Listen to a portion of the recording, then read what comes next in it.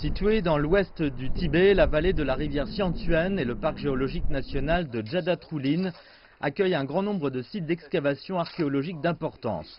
Ces dernières années, des experts de Beijing, du Sichuan et du Shanxi ont rejoint des archéologues locaux pour explorer les tombes et les ruines de la région. Et leur découverte lève le voile de mystère qui entourait les débuts de l'histoire de la région.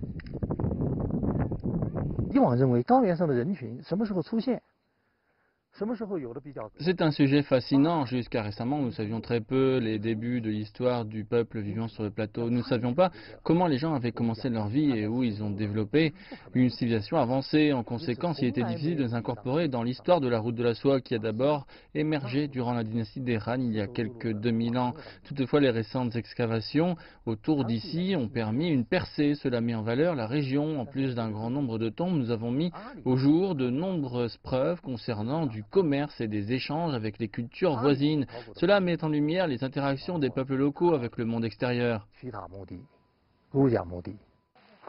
Jusqu'au 7e siècle, le Tibet de l'Ouest accueillait une confédération de tribus généralement connue sous le nom de royaume de Xianxiong. Des découvertes récentes indiquent que ce bloc n'était pas une entité isolée.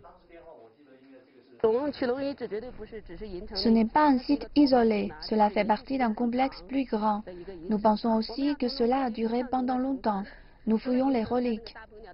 Le plus grand défi est de trouver des preuves de début de l'histoire dans la région. Il y a encore du chemin à parcourir.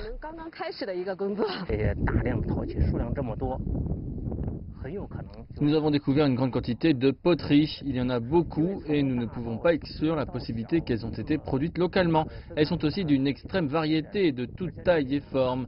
Cette théorie est aussi soutenue par l'information que nous avons recueillie à propos de l'environnement local et des conditions naturelles. Avec suffisamment de temps et d'efforts, nous devrions trouver le lieu où ces poteries ont été fabriquées.